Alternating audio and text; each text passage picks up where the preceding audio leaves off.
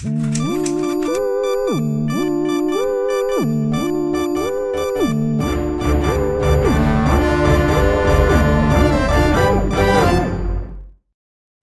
to This Hour Has 7 Minutes, a short-form take on news stories you've probably missed. I'm Bear. And I'm Vassie Vermicelli. Starting with the news. Stuff happened, it's serious, and you could die. Stay tuned for the end of this program to find out the one thing that could save all humanity. Time for traffic. Drivers making their way home from Vancouver to Halifax can expect a 68-hour commute, slight delays in Quebec.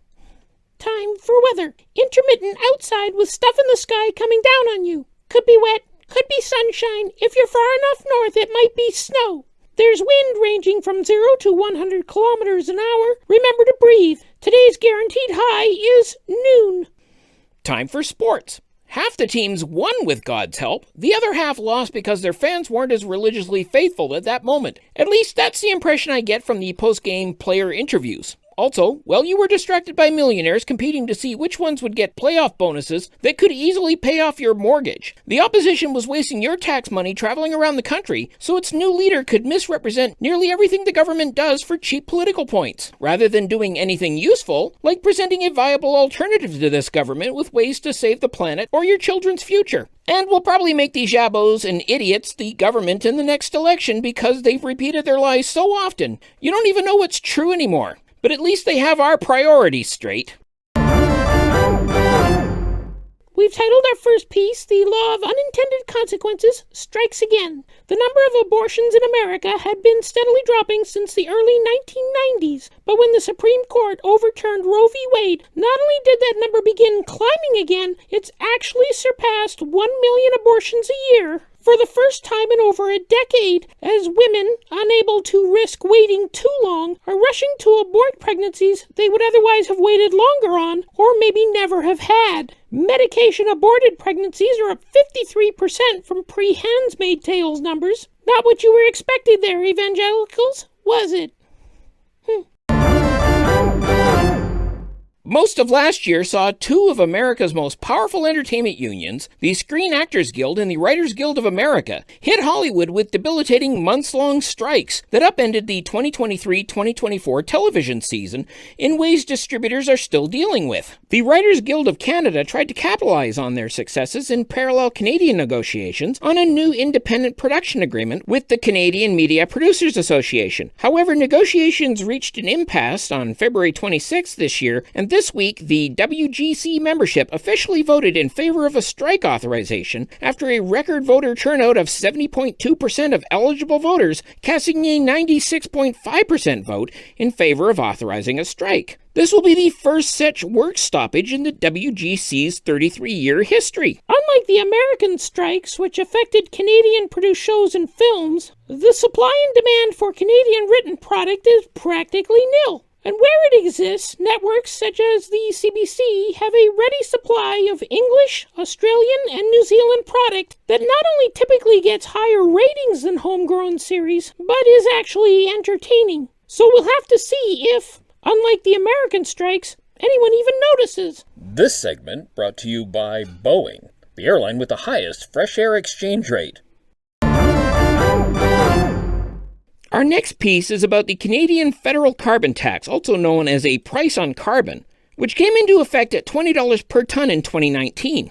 It has incrementally increased in the years since, with the amount now sitting at $80 per ton. And it's scheduled to go up by another $15 each year until 2030, when it will reach its peak of $170 per ton. This year's increase caused gas prices to go up by a whole 3 cents a liter. For people in Alberta, that was a 25% lower increase than the Alberta government slipped in that same day on their provincial gas taxes. But Danielle Smith was sure to avoid mentioning anything about that in any of her anti-carbon tax rants. But if you're in Alberta, then the federal carbon tax will cost you $8.81 on a $50 fill-up, or $458.12 a year if you fill up every week. Since a family in Alberta gets $1,800 rebated back to them on their tax returns each year, even if you're running 4 cars, you're still ahead. However, the 13% provincial fuel tax, which added $6.50 to that same $50 fill-up, or $338 annually, is something the Smith government won't ever give back to you. And again, She really hopes you won't remember that part. For someone like me who has a 5-speed manual transmission economy car, the federal rebate isn't just getting reimbursed. They're covering the GST, federal excise tax, and provincial gas taxes that Danielle Smith is taking too. In fact, since I walk to any place local and work from home most days, the feds are not only paying all of my car's gas, they're paying half my car's insurance annually as well. Axe the tax? No thanks, I'm good.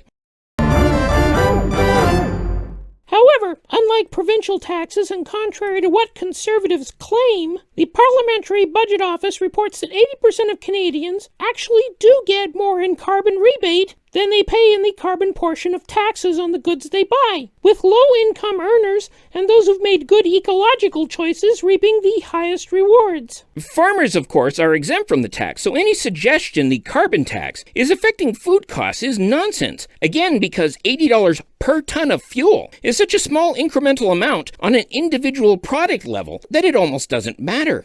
It does matter to high-volume polluters, though, and there's the good news. Because the carbon tax is working. Industrial carbon emission levels in Canada have dropped by 12% since the tax was introduced in 2019. Industries have been investing in greener technologies and reducing their emissions. Our air and water are getting cleaner. The numbers don't lie. So why are Conservatives against the tax? I mean, seriously, why? For over a century, Conservatives championed consumption taxes as the fairest and best option. It was Conservatives who actually created and promoted the carbon tax rebate formula the federal government is now using. Yet when the Liberals finally listened to them and put their idea into effect, the Conservatives flip-flopped on it and came out against it. Could it be that the carbon tax is actually irrelevant to inflation? Well, that certainly seems to be the case since costs don't increase only when the tax does. Instead, it seems that inflation's greater cause has been corporate greed. And perhaps that's more important because many of those corporations have very strong ties to the Conservative Party. So strong that nearly half of the seats on the Conservative Party's top governing body are held by lobbyists for major oil, pharmaceutical, real estate, and retail giants like Costco and Loblaws. People such as Jenny Byrne, Amber Rudy, and Heather Feldsbush, among others. And it doesn't stop with carbon pricing. These people are among the loudest opponents of wage increases for workers. They're anti-union, anti-rent control, and against affordable housing, proving once again that the closest advisors to Pierre Poilievre and Ontario's Doug Ford are not exactly the average worker that both claim are their priorities. This segment brought to you by Boeing. Boeing, where wheels down has a whole new meaning.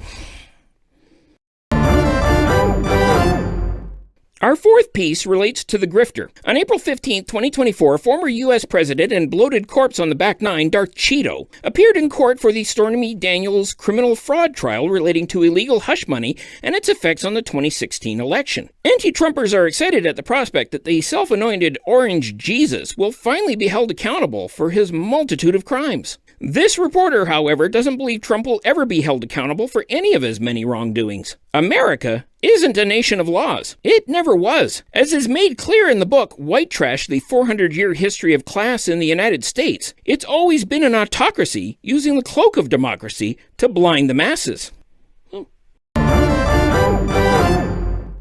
The Alberta provincial government's latest pander to the stupid has come in the form of Premier Danielle Smith's recent promise to defy the federal government ban on single-use plastics and bring back the plastic straw.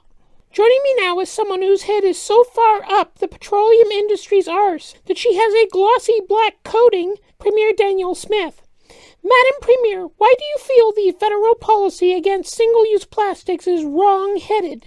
We have been able to save tortoises because we no longer need to use tortoise shell to create jewelry. We don't use whale bone to create whale bone corsets or fishing rods. We don't use elephant tusks to create ivory for pianos or billiard balls. How did that happen? It happened because plastics are able to create an alternative to things that you would otherwise go to nature. So we're able to make sure that we're enhancing biodiversity. We're not putting different animals under pressure. And we're also able to provide a better quality of life for people. So I don't think that the plastics industry should be apologizing for making our lives better. Excuse me. I'm sorry to interrupt, but I need to do something for the benefit of most of our Canadian viewers and at least 43.37% of Albertans. Carry on. Okay.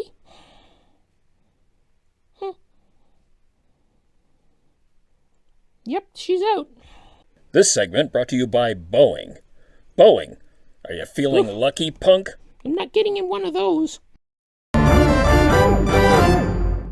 few weeks back, every social media platform was ablaze with posters, reporters, and late-night hosts mocking Princess Kate Middleton's manipulated photo. As host of Puppets in Politics, I have to admit I'm as guilty as anyone else, and I would like to apologize. Excuse me, Vassy. Why would you apologize? Did you mock her cancer diagnosis? But no, of course not. If I'm not mistaken, the only thing you mocked was the weird Photoshop image of her and her children that she released and then apologized for. Yeah? But it was a weird Photoshop image and it had nothing to do with her health problems. Well, she'd been off the grid for a long while, and there was a lot of speculation. Look, she's a public figure. In fact, she's likely the next Queen of England. Yes, but... If someone does something stupid, hinky, or manipulative, like mocking up a weird family photo they then present as though it was normal and recently taken, without providing any context, then yeah, they should be called out for it. If it's ridiculous enough, it should be mocked. And the photo, not the sender, was the subject of the mocking. Right, but... Otherwise what? If Kate Middleton starts putting out photoshopped images of her partying with Elvis or aliens, just because she's dealing with cancer, she's untouchable now? Well, no! Yeah, well, rightly or wrongly, public figures are public. They're held to a standard whereby they either avoid sharing or share the truth or admit when they're goofing around with photos. None of which has anything to do with anything else going on in their lives. You have nothing to apologize for. You know, rule number one in entertainment is you don't cut funny, and some of the pics that people created, like where the family was photoshopped in front of the Twin Towers, for example, are funny because they highlight the absurdity of anyone posting a manipulated picture of their family, particularly as if it was spontaneous. No, I'm sorry, Vassy, you have nothing to apologize for. Oz has spoken. Okay, I'm not doing another one of these if he's just going to bear-splain to me. What?